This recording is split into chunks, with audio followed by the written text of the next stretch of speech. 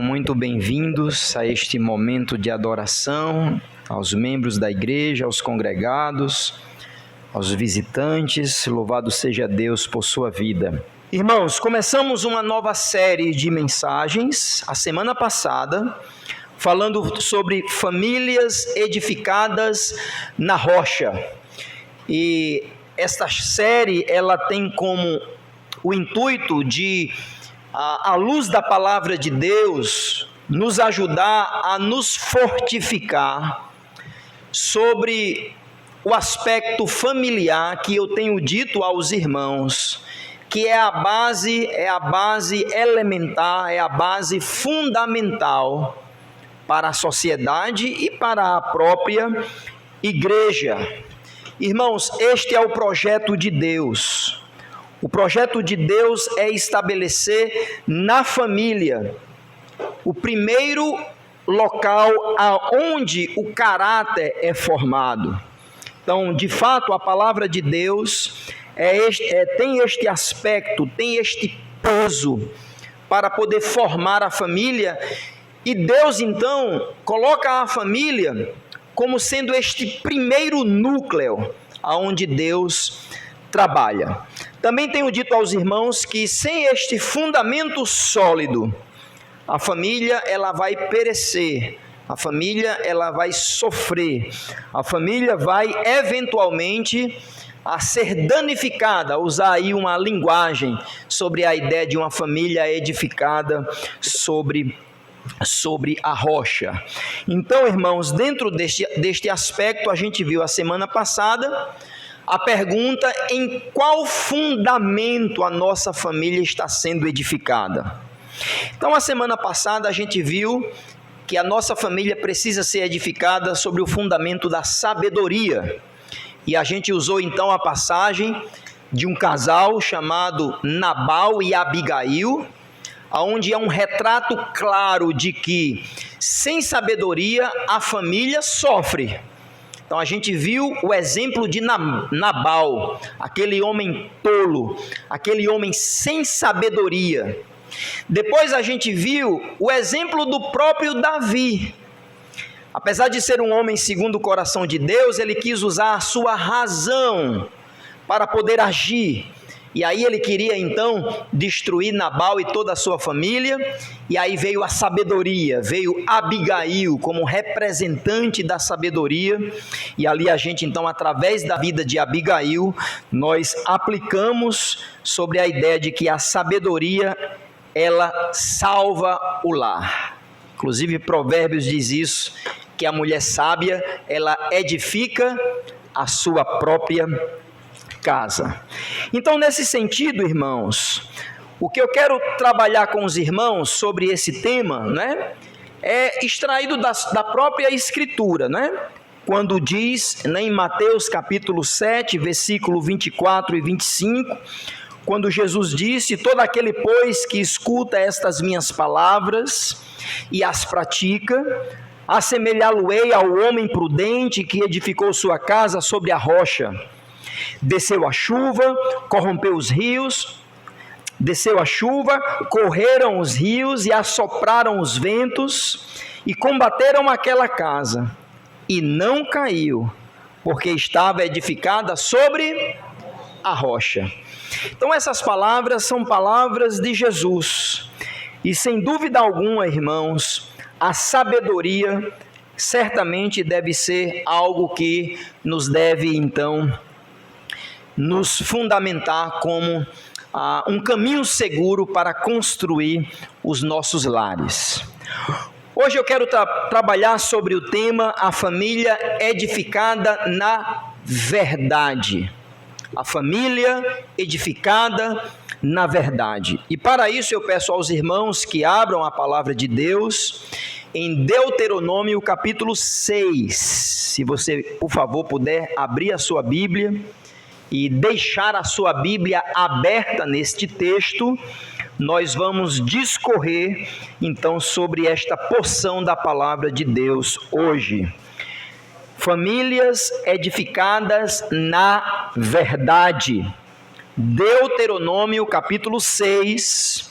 Eu peço que você acompanhe na sua Bíblia a leitura da palavra de Deus, pois assim diz a santa palavra de Deus em Deuteronômio capítulo 6. A partir do versículo 1 o texto diz: Estes, pois, são os mandamentos, os estatutos e os juízos que mandou o Senhor vosso Deus, para vos ensinar, para os cumprires na terra que possais possuir, para que temas ao Senhor teu Deus, e guardes todos os teus estatutos e mandamentos que o Senhor te ordenou, tu e teu filho, e o filho de teu filho, todos os dias da tua vida, e que teus dias sejam prolongados. Versículo 3: Ouve, pois, ó Israel, e atenta em guardares, para que bem te suceda, e muito te multipliques, como te disse o Senhor Deus de teus pais, na terra que mana leite e mel. Ouve, Israel, o Senhor nosso Deus é o único Senhor. Amarás, pois, o Senhor teu Deus de todo o teu coração, de toda a tua alma e de toda a tua força. E estas palavras que hoje te ordeno estarão no teu coração, e as ensinarás a teus filhos, e delas falarás assentado em tua casa, andando pelo caminho, deitando-te e levantando-te. Também as atarás por sinal na tua mão, e te serão por frontais entre os teus olhos. As escreverás nos umbrais de tua casa e nas tuas portas. Esta é a palavra do Senhor. Mais uma vez, eu peço que os irmãos orem junto comigo. Bendito Deus e Pai, agradecemos por tua palavra e sabemos que é ela que transforma, é ela que salva. Então pedimos, ó Deus, que o Senhor nos visite com clareza, com disposição de alma, com atenção, para que haja edificação do teu povo e salvação daqueles que não têm Cristo, que é a rocha da verdade. É assim que nós oramos, na total dependência do teu Santo Espírito, no nome de Jesus. Amém. Famílias edificadas sobre a verdade. E mais do que nunca, irmãos, se faz necessário nos alicerçar na verdade.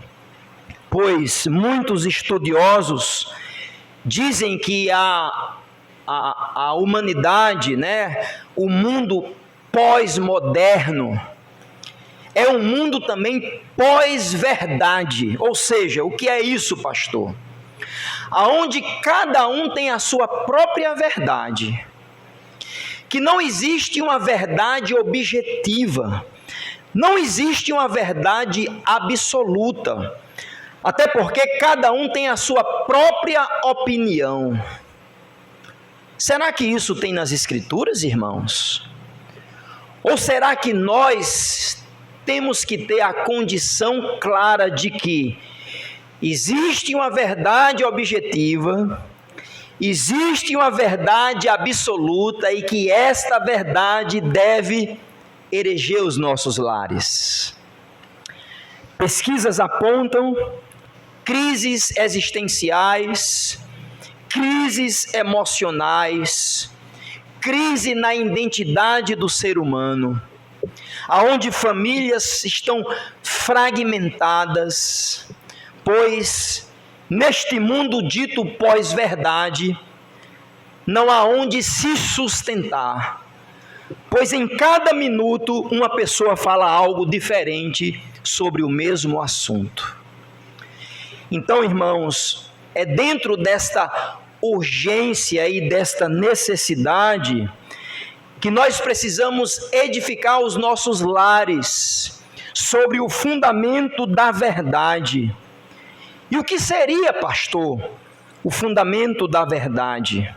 Quero dizer aos irmãos que esta verdade objetiva, que esta verdade que foi de fato entregue ao homem, está em nossas mãos, e que nós temos a plena condição de investigá-la, não para termos apenas conhecimento, mas sobretudo para ter formação espiritual e certeza e convicção de fé em quem temos crido.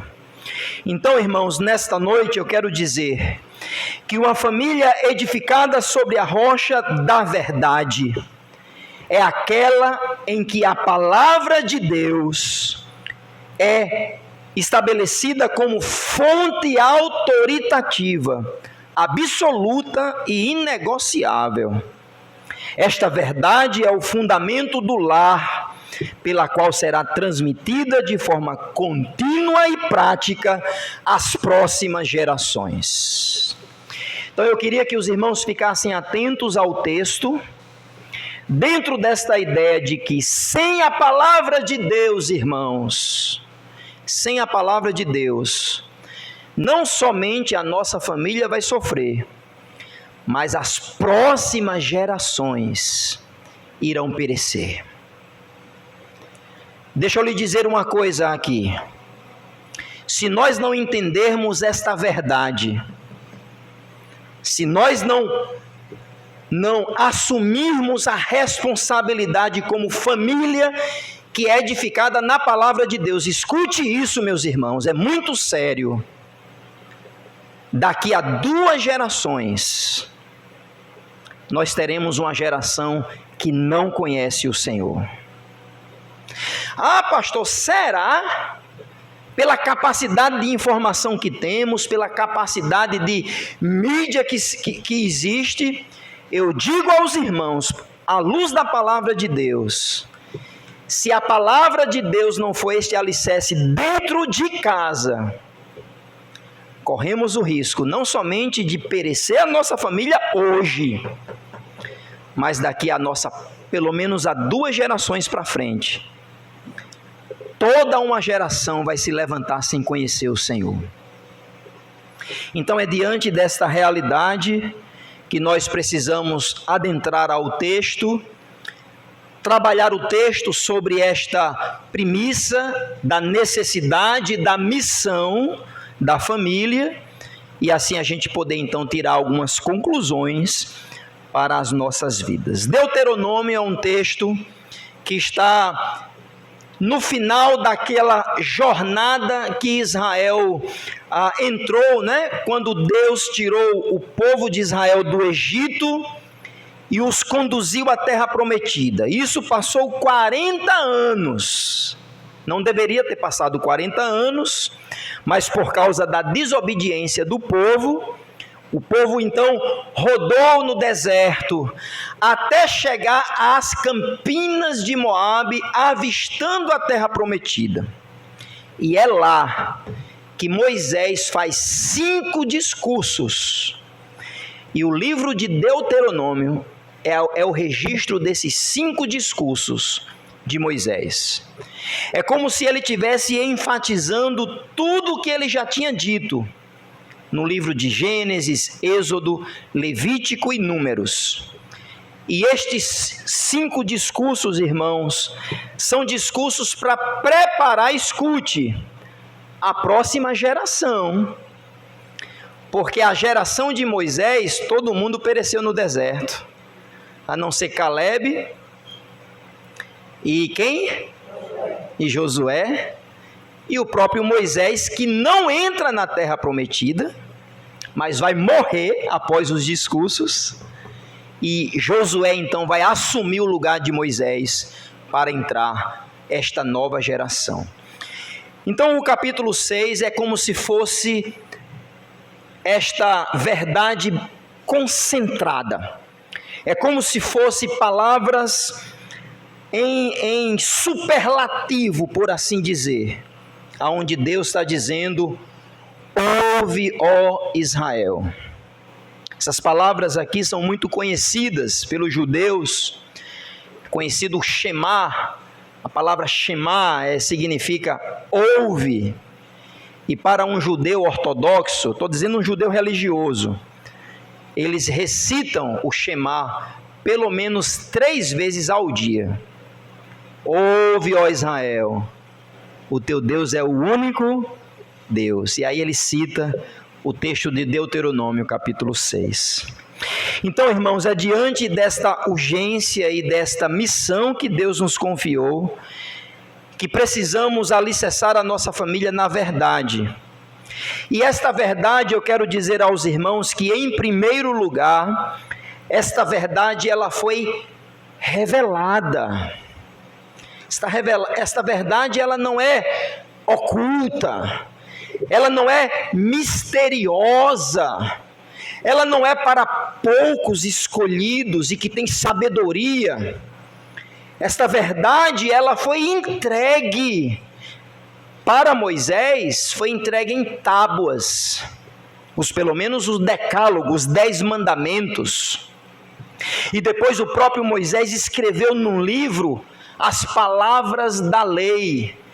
E progressivamente Deus foi revelando ao povo de Deus as suas palavras, a sua vontade. Então perceba, irmãos, em Deuteronômio capítulo 6, versículo 1, que o texto começa: estes, pois, são os mandamentos, os estatutos e os juízos que o Senhor, o vosso Deus, vos mandou ensinar.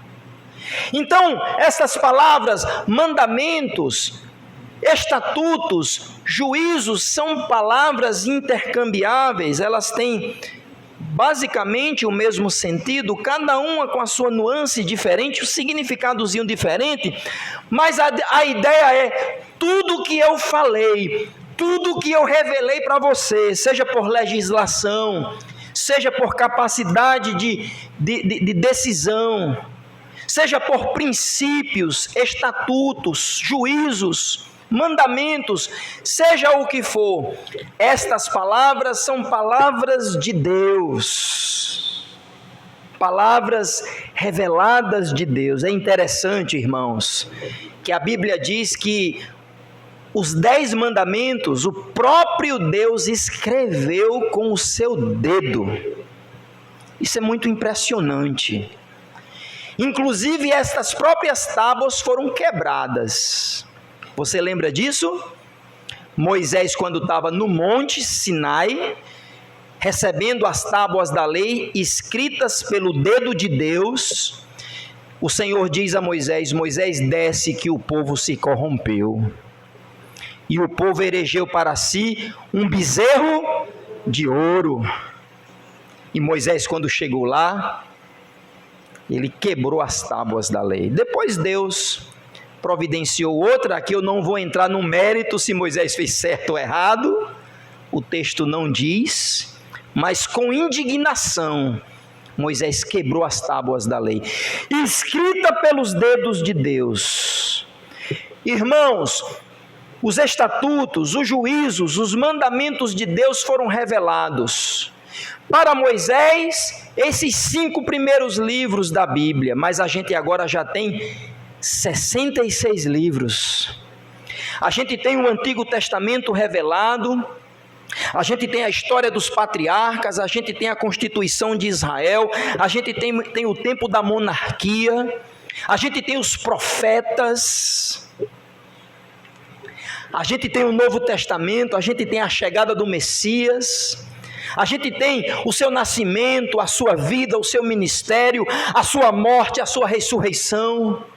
A gente tem o início da igreja, a gente tem as primeiras igrejas sendo fundadas, a gente tem as cartas que Paulo, Pedro, João escreveram para as igrejas, a gente tem o livro de Apocalipse que fala sobre o estado eterno e pelos eventos que acontecerão ainda, irmãos. Esta verdade foi revelada. Deixa eu lhe dizer, nós não precisamos de novidades.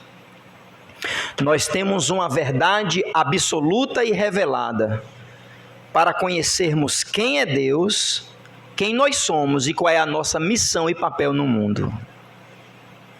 Não quero dizer com isso que a gente não pode adquirir outros conhecimentos, aspectos naturais da vida, pela qual o próprio Deus também revela ao homem de forma geral. Mas a palavra de Deus é a palavra revelada para o seu povo. Irmãos, o povo de Deus é o povo da revelação, mas não dessa revelação mística, confusa, contradizente e às vezes até escandalosa.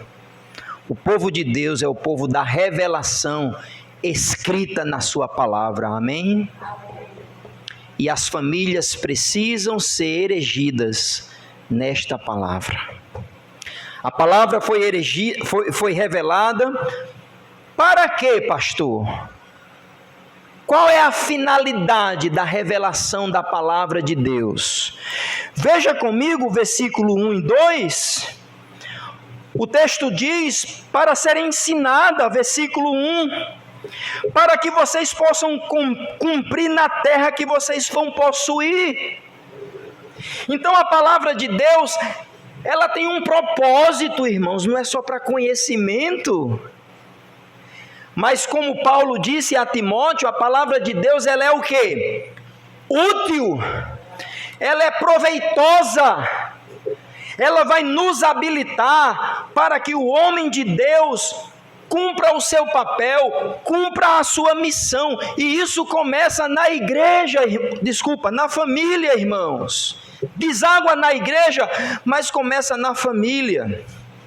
O melhor exemplo disso é Timóteo, aonde foi dito até aqui no Dia das Mães, que ele tem uma mãe judia de pai grego, a sua avó crente. Mãe e avó ensinaram Timóteo nas santas letras. Olha só que maravilha, irmãos. Uma família edificada sobre a verdade revelada.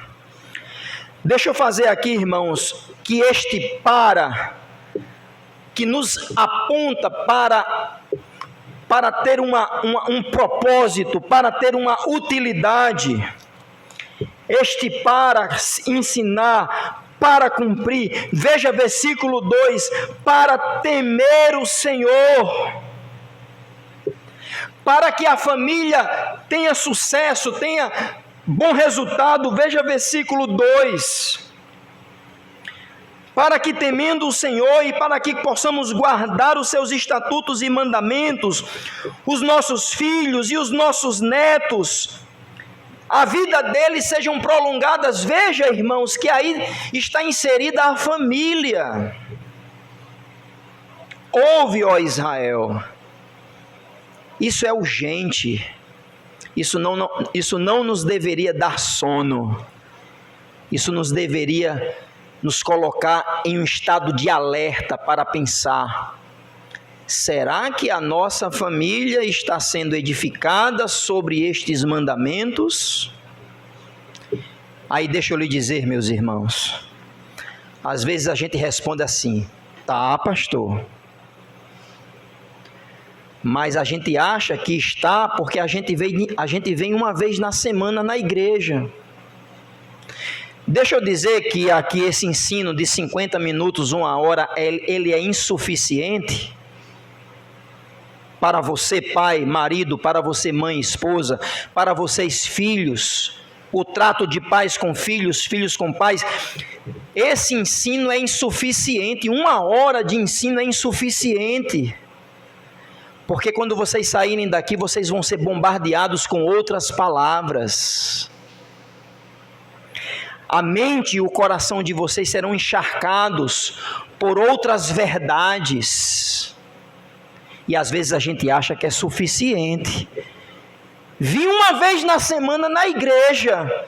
Ah, pastor, eu estou edificando a minha casa sobre o fundamento da verdade. O texto diz: para que a sua família seja bem sucedida. Veja o versículo 2 e o versículo 3. Essas palavras que eu te ordeno. Aí ele diz no versículo 3, ouve, ó Israel. Deixa eu lhe dizer, irmãos, que este ouve, ó Israel, é um chamado de extrema necessidade, de extrema urgência. Pois eu quero dizer aos irmãos que o sucesso da família se dará ao atendimento desse chamado. Ah, pastor, mas a gente não é Israel, não. É verdade, somos igreja. Mas a aplicação desse texto é atemporal. É para todas as gerações. Ouve, ó pai, ouve, ó mãe, ouve, ó marido, ouve, ó esposa, ouve, ó filhos. Esses mandamentos, esses preceitos, esses juízos, esses estatutos que hoje eu ordeno, irmãos, isso não são palavras de homens, isso é palavra de Deus. Veja o texto, é o Senhor que está mandando. Mas a gente faz de conta que a gente atende. A gente faz de conta. Muitas vezes, irmãos, isso aqui não passa da teoria. Deixa eu dizer aos irmãos que o sucesso da família, segundo Deuteronômio 6, está condicionado a atender ao chamado ouve. E ouvir aqui, irmãos, não é somente você estar aqui sentado e ouvindo. Porque você pode estar aqui sentado e ouvindo, mas está cochilando. Está com a mente na segunda-feira. Concorda ou não? Eu estou sendo leviano, irresponsável aqui. Eu não estou dizendo que você está. Se você está, você responde diante de Deus agora. Mas você pode estar aqui, mas o seu ouvido não está atento. O seu coração não está aberto. Você não está nem aí para o que essas palavras estão lhe dizendo. Ouçamos, irmãos, essas verdades urgentes. Porque se a gente não ouvir estas verdades, escute, o nosso coração e a nossa mente vai ser ocupada por outras coisas. Deixa eu dizer que a nossa mente, o nosso coração nunca fica neutro. Ah, pastor, eu fui domingo para a igreja, está tudo certo. Durante a semana, ó, vai existir um bombardeio no seu coração e na sua mente para capturar você. Para que você, de vez de ouvir as palavras de Deus, erigir a sua vida e a sua família sobre a rocha da verdade, você vai ser chamado para erigir a sua vida e a sua família em outras verdades que na realidade são mentiras ditas por Satanás. Pastor, está me julgando? Não, eu estou apenas fazendo uma aplicação ao texto. E dizer mais uma vez, que vir uma ou duas vezes na semana para a igreja não é suficiente. O seu filho vai um dia na semana para a escola? Vai? Se pudesse, se pais pudessem, deixava o dia todo. Ouve, ó Israel, essas palavras que foram reveladas para vocês. Em segundo lugar, a verdade não somente foi revelada, mas a verdade foi autorizada. Ela tem cunho autoritativo.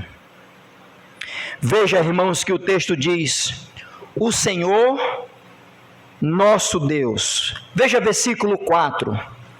O Senhor nosso Deus. A palavra Senhor, a palavra Yahweh, Yahvé, eu não sei pronunciar. O tetragrama de Deus, o título do seu nome, o Eterno. Aqui no contexto para Israel é muito profundo. Em toda a Bíblia é muito profundo. Mas por quê?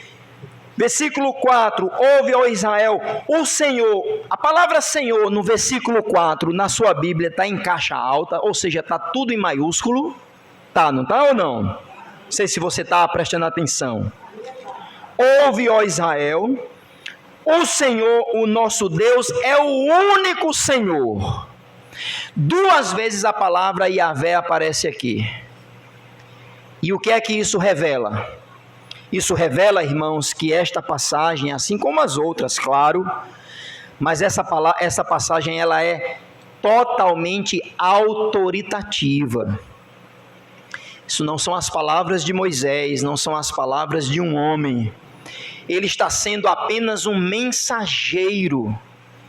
É interessante, irmãos, que nesse sentido, o chamamento de Israel é para que eles tivessem um Deus exclusivo, único, absoluto. Por quê? Porque havia um panteão de deuses no Egito. Não sei se os irmãos já ouviram falar, eu acho que eu já até ensinei isso aqui, acho não, eu acredito que sim. As 10 pragas do Egito, aquelas 10 que Deus usou Moisés para trazer como flagelo para os egípcios, cada praga daquela equivale a um deus pagão do Egito. Daquelas 10 eu citei 3 e depois você pode agora não, depois você pode pesquisar, existe material arqueológico sobre elas. Por exemplo, o rio Nilo, para os egípcios da época de Moisés e do povo de Israel, era o deus Hapi. E o que é que aconteceu? O Senhor transformou a água do rio em sangue. O deus dele foi morto em sangue. Depois tem um outro deus chamado Amon-Ra, ou só Ra, o Deus Sol. O Deus Sol. Êxodo capítulo 10, versículos de 21 a 29. Meus irmãos, vocês lembram que em uma das pragas, antes da mortandade dos primogênitos, Deus escureceu todo o Egito, aonde ninguém poderia nem se movimentar, porque era uma densa escuridão. O que é que Deus estava dizendo? Esse Deus de vocês, esse Mun-Ra aí, não é nada. Inclusive até quem é da década de 80, talvez lembra do desenho animado Thundercats.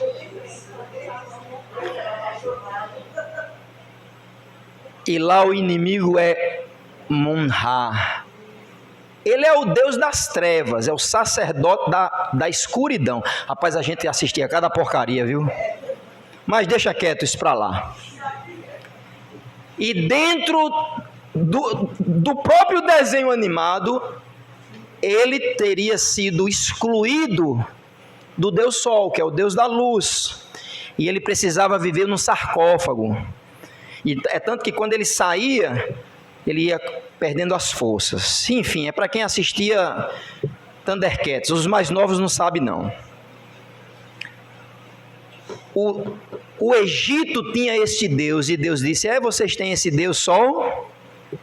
Eu vou acabar com a luz. O Egito também tinha o Deus chamado Orísis. Orísis é o Deus da fertilidade, da vida. Eles adoravam ao Deus Orísis para que pudesse ter fartura, abundância, para que as mulheres ficassem grávidas.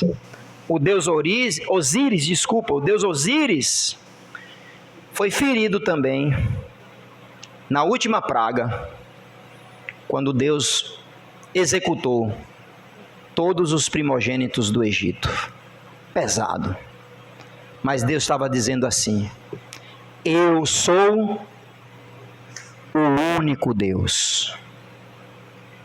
E aqui Deus está dizendo através de Moisés, aquela nova geração que vai entrar na terra do Egito: eu sou o único Senhor, que não deve haver outro. O amor a Deus, irmãos, deve ser exclusivo e prioritário. O amor a Deus, irmãos, a família será afirmada na verdade quando Deus ocupa o centro deste lar.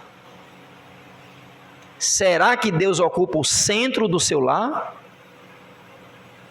Não estou dizendo se você vem de vez em quando para a igreja, não. É muito mais do que isso.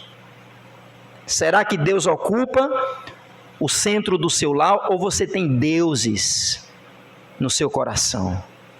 Ah não, pastor, eu não adoro Mun-Ra não. Eu não adoro o sol, não adoro uma rã, não adoro um rio. Eu sei disso. Mas pode ser que a gente adore outras coisas no lugar de Deus. Já já a gente chega lá. Terceiro lugar, irmãos, esta verdade ela precisa ser experimentada. Esta verdade foi revelada. Esta verdade ela é autoritativa, sim ou não? É Deus que deu e Ele é o único Senhor. Mas essa verdade ela não é só teórica. Ela precisa ser experimentada. Irmãos, a relação com Deus é uma experiência. E aqui eu não estou dizendo experiência mística, não. Mas veja comigo o versículo 5. O versículo 5, o texto diz: amarás, pois, o Senhor teu Deus de toda a tua alma e de todas as tuas forças. Perceba que é para além de palavras, não é teoria, mas é uma experiência. A gente ama a Deus e isso mexe conosco. Isso deve nos trazer arrependimento, quebrantamento, senso de que Ele está entronizado, é o único Deus e é digno de que nós obedeçamos a Ele, irmãos. Isto é amor. Aqui não é borboletinhas, não é arrepio, nada contra. Nós somos sensíveis a aspectos sensoriais, mas é para além disso. Amar a Deus mostra que Ele é tudo para você e para mim, para minha e para a sua família. E isso se mostra, irmãos, na experiência. Amar a Deus de coração, de alma e de força traz a ideia de uma obediência, porque nós temos uma relação de intimidade com Ele. Eu acho interessante, irmãos, o que Jesus disse aos seus discípulos. Atenção, o texto diz: aquele que tem os meus mandamentos e os guarda, e a palavra guardar é obedecer aí, tá? Aquele que tem os meus mandamentos e os guarda, esse é o que me ama. Aquele que me ama será amado por meu Pai, e eu também o amarei e me manifestarei a Ele. É uma relação. Não estou falando de aspecto místico. Pastor, então se eu amar a Deus, Deus vai aparecer a mim. Irmãos, não é isso, mas é uma experiência que você é transformado desde o mais íntimo do seu ser, o seu coração, a sua mente, as suas emoções, as suas capacidades de decidir a vida, irmãos. Deus está dizendo: eu me revelo por palavras, eu sou a autoridade máxima para vocês, mas eu não quero apenas que sejam palavras teóricas, eu quero que exista uma relação, uma experiência entre mim e vocês devem me amar de todo o coração. A família, irmãos, é a responsável de transmitir a verdade para a outra geração. Em um mundo onde as famílias estão totalmente sobrecarregadas, estão totalmente distraídas, estão totalmente anestesiadas com tantas coisas, a Bíblia diz: ame ao Senhor de todo o coração. Atenção, meus irmãos pais, principalmente pais de crianças ainda. Os pais são os primeiros exemplos de amor a Deus. Se você não amar a Deus, não por palavras, mas com a sua vida, o seu filho vai ver. Eu não estou dizendo que em certo momento ele não vai tomar a decisão dele, não, porque cada um é responsável por si, não é? Mas os pais, aqui no texto de Deuteronômio, têm a responsabilidade de passar este amor aos seus filhos, este amor prático, esse amor diário, esse amor que diz: meu filho, eu amo a Deus acima de tudo e acima de todos. A verdade não deve ser somente aprendida, teórica, teorizada, abstrata, irmãos. A verdade precisa ser experimentada. Jesus disse: se vocês me amam, vocês guardam os meus mandamentos. Famílias firmadas na rocha se esforçam para amar a Deus. Existem muitas barreiras, eu sei. Existem muitos desafios. Mas deixa eu lhe dizer, essa não é a responsabilidade do pastor. Não terceirize a sua família para outros. Nós podemos ajudar, mas a responsabilidade da família começa dentro de casa, a priori com os pais. E claro que os filhos também têm a sua responsabilidade de amar a Deus de todo o coração. Em quarto lugar, irmãos, a verdade deve ser aplicada. Vamos comigo? A verdade foi revelada, sim ou não? Juízos, mandamentos, estatutos, não foi? A verdade foi autoritativa, porque eu sou o único Deus, não há outro. Então ele tem autoridade. A verdade deve ser experimentada, porque ele disse: ame ao Senhor teu, uma relação pessoal de amor. E agora esta verdade deve ser aplicada. E o texto se coloca de forma muito prática agora. Por favor, acompanhe o texto. Deuteronômio capítulo 6, continuando o texto. Veja versículo 6 comigo. O texto diz: estas palavras que hoje te ordeno estarão no teu coração, e as ensinarás a teus filhos, e delas falarás assentado em tua casa, andando pelo caminho, deitando-te e levantando-te. Também as atarás por sinal na tua mão, e te serão por frontais entre os teus olhos, e as escreverás nos umbrais da tua casa e nas tuas portas. Interessante que o judeu faz isso literalmente. Eles amarram na testa um versículo, eles amarram no punho um versículo. Mas a ideia aqui não é essa. Sim, tudo bem, ok. Mas a ideia, irmãos, aqui é uma ideia de um ensino contínuo, aonde Deus está dizendo ao povo: faça de tudo, use todos os meios, use todos os mecanismos, todos os métodos para você inculcar nos seus filhos as palavras de quem? De Deus. A ideia de botar na testa é como se toda a palavra de Deus direcionasse a nossa vida. A nossa mão é a ideia da nossa força, o que nós fazemos. Os umbrais é a nossa própria casa. Aqui, irmãos, não é mandinga. Aqui não é para estar a Bíblia aberta no Salmo 90 na sala que vai proteger a casa. Não! Aqui é a ideia de que a verdade deve ser aplicada. E como é que você vai aplicar esta verdade aos seus filhos, à sua esposa, ao seu marido, às pessoas ao seu redor? Você vai fazer uso de tudo que você puder. E hoje, mais do que nunca, recursos é que não faltam para a gente poder atar e escrever a palavra de Deus aonde for necessário. Eu preciso dizer aos irmãos que aqui o que a Bíblia está dizendo é que deve haver uma consciência de que a família, atenção, a família é o primeiro núcleo aonde vai aplicar estas verdades no dia a dia. Não é o que o texto diz? Se deitando, se levantando, no caminho,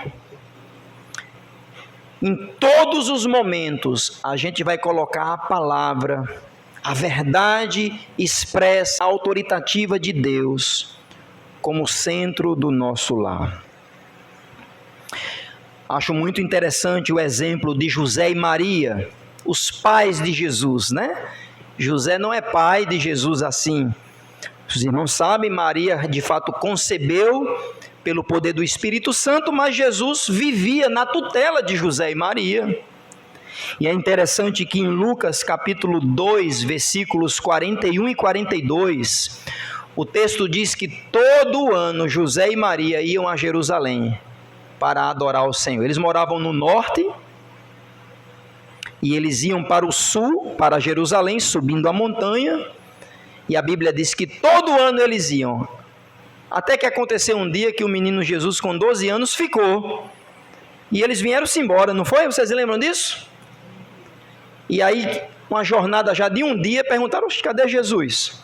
Vamos voltar. Quando voltou, estava o menino no templo ensinando aos doutores da lei.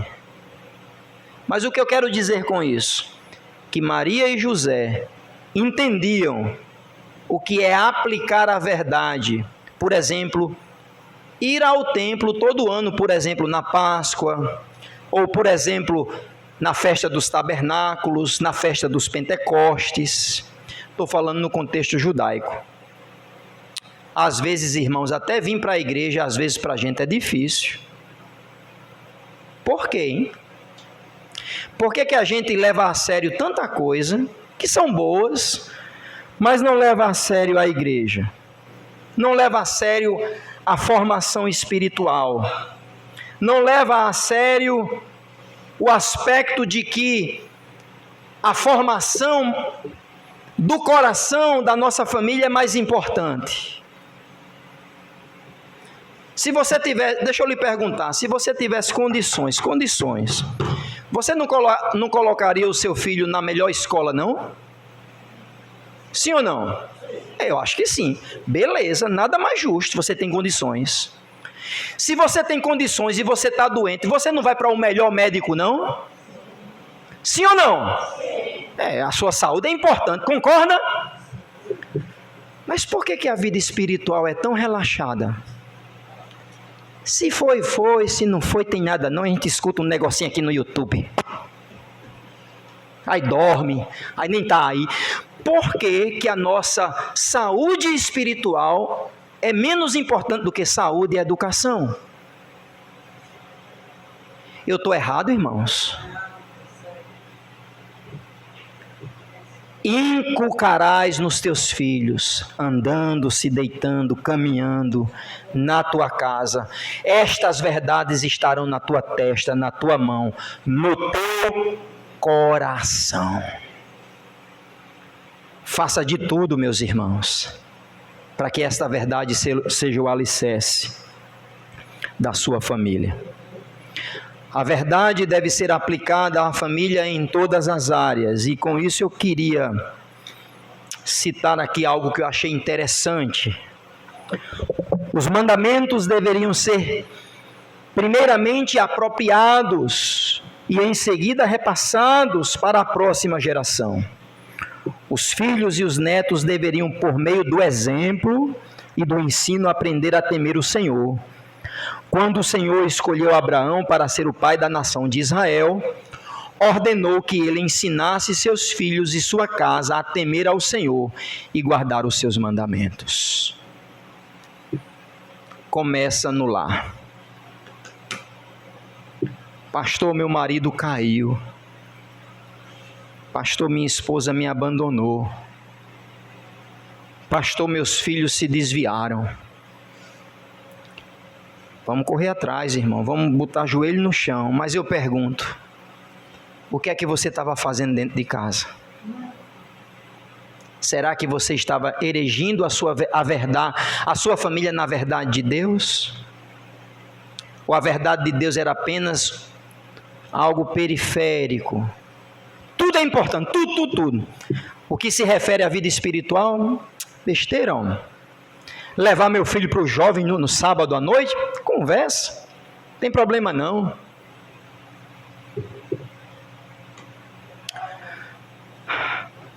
A família firmada na rocha estabelece sua vida sobre a verdade de Deus e as transmite fielmente para as próximas gerações. Deixa eu concluir, irmãos. Deixa eu concluir. Pode ser que esteja incômodo um pouquinho, não é? Tá bom. Primeira coisa que eu queria que você fechasse comigo aqui esse pensamento. Se eu entendi o texto diz que a verdade foi revelada, estatutos, decretos, juízos. Essa verdade é autoritativa porque só existe um único Deus.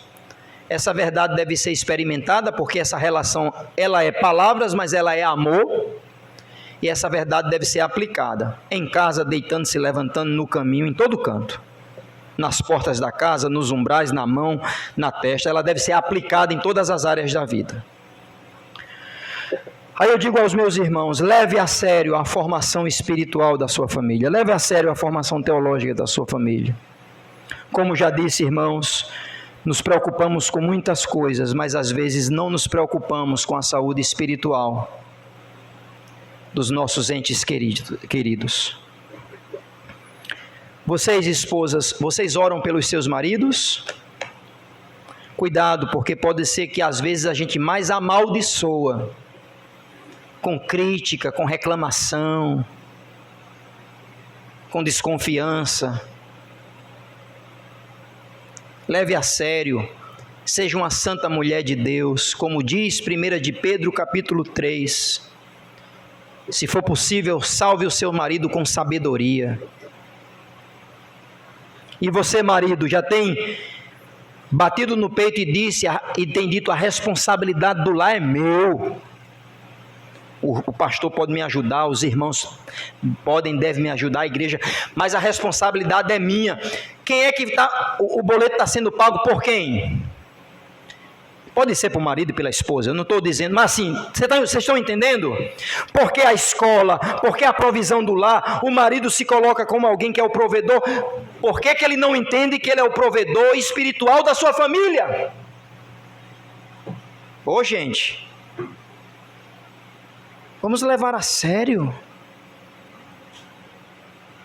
Os momentos de ensino da igreja são poucos demais àquilo que os nossos filhos estão expostos. A palavra deve ser cuidadosamente inculcada para que a próxima geração as alcance. Segundo lugar, irmãos, avalie com sinceridade quem são os ídolos, os deuses do seu lar. O que, pastor? Eu não tenho bezerro de ouro, eu não tenho imagem em casa, eu não tenho nada. Como é que você está dizendo que eu devo avaliar os deuses que tem no meu lar? Deixa eu dizer aos irmãos que idolatria, de forma a grosso modo, idolatria é tudo aquilo que ocupa o lugar de Deus.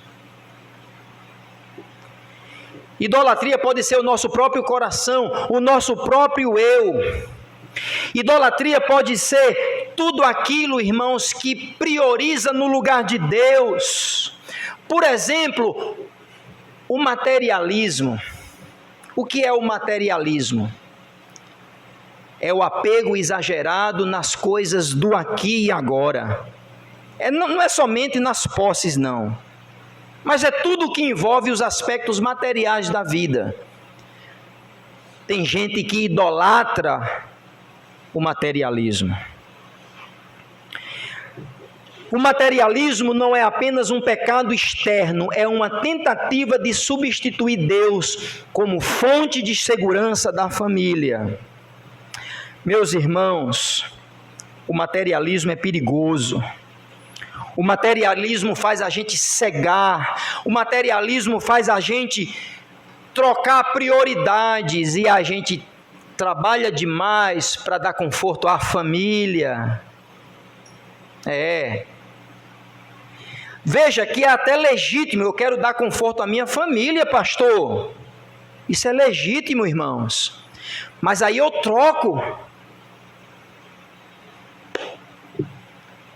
Precisamos nos contentar com aquilo que Deus nos deu. Eu não estou dizendo que é pecado, irmãos, agaranhar recursos. ter condições, mas se isso vem de Deus e que não seja em prejuízo à nossa alma. O materialismo tem secado a vida espiritual de muitas famílias. Terceiro lugar, irmãos, faça das Escrituras a rocha firme do seu lar. Às vezes a gente escuta psicólogo, psiquiatra, a gente escuta especialistas, a gente escuta todo mundo.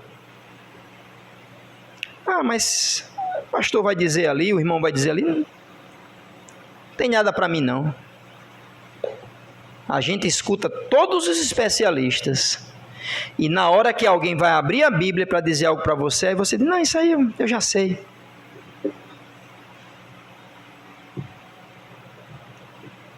Você está destruindo o seu lar.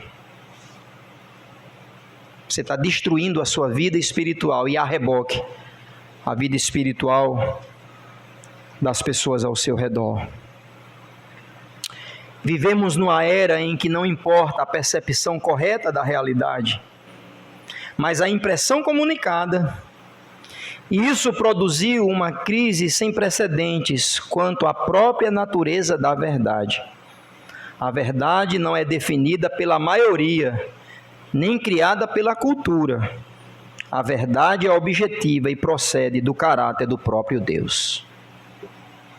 Não importa o que A, B e C diz, se é contra a Bíblia, eu rejeito. Mas fulano é especialista, pastor. É?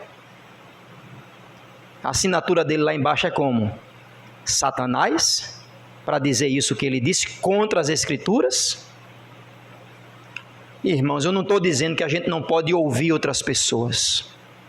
O que eu estou dizendo é que se o que ouvimos é contra as Escrituras, nós devemos rejeitar, amém, irmãos? A verdade final de Deus deve erigir as nossas famílias. E finalmente, irmãos, se esforce para cumprir a missão que Cristo lhe confiou. Você é pai, marido cristão? Sabe qual é a sua primeira missão? Não é ganhar o mundo, não. A sua primeira missão é ganhar a sua família para Cristo. E a viver como um exemplo para eles.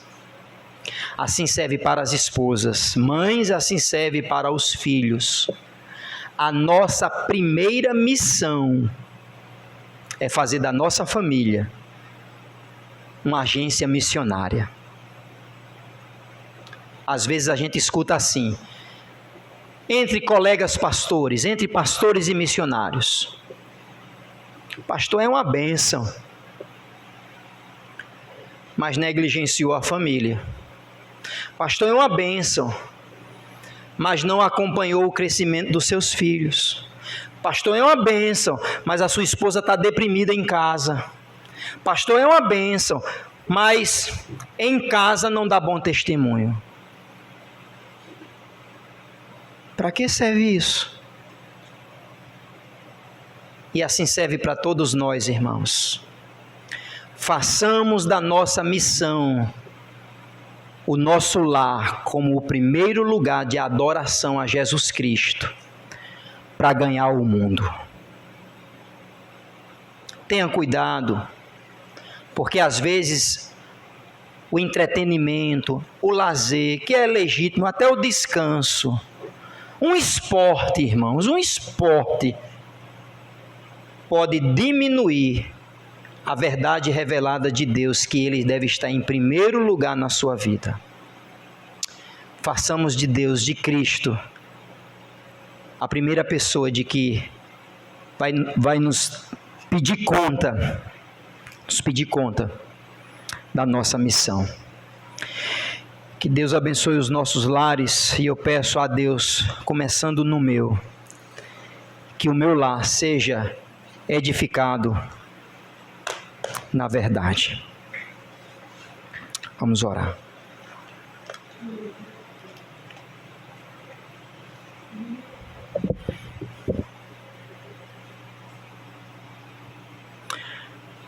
Bendito Deus e Pai, te agradecemos por esse texto tão claro, que assim como foi fundamento para Israel, deve ser fundamento para as nossas vidas e famílias hoje. Esta verdade que foi revelada, que é autoridade absoluta, que deve ser experimentada em uma prioridade máxima por amor genuíno e aplicada dentro do lar, que ela possa ser a rocha da nossa família. Pois o próprio Cristo disse que Ele era a verdade. O próprio Cristo disse que conhecendo a verdade nos libertará. O próprio Cristo disse que veio ao mundo para testemunhar da verdade. Então, sendo Cristo essa verdade, a tua palavra revelada, a tua palavra autoritativa, a tua palavra experimentada e aplicada, abençoe os nossos lares e tira dos nossos corações os ídolos, os deuses que estão sendo entronizados no lugar do Senhor. Coisas que às vezes parecem bonitas, dignas. É um lazer, é um descanso, é o trabalho, é o esporte, mas que aquilo muitas vezes toma o lugar do Senhor na nossa vida individual e que deságua na família e na igreja. Que o Senhor nos faça nos arrepender dos pecados, da idolatria do coração. E que Jesus, sendo a verdade revelada, a autoridade máxima, experimentada em amor altruísta, em amor real e aplicada em nossas vidas, Jesus Cristo seja o centro do nosso ser. Começando comigo, marido, pai, pastor, os meus irmãos, maridos, pais, profissionais, estudantes, filhos, irmãs, esposas, mulheres, mães, avós e avós, pessoas que lidam dentro de casa sozinhos, lutando com a verdade, pessoas que têm pessoas dentro de casa que estão se desviando da verdade. Seja como for, que o nosso lar, começando de nós, de mim, Senhor, seja edificado sobre a verdade do Senhor. Que o Senhor nos ajude, que o Senhor me ajude, que o Senhor ajude a tua igreja. É assim que nós oramos, no nome daquele que é a verdade, no nome de Jesus. Amém. Amém.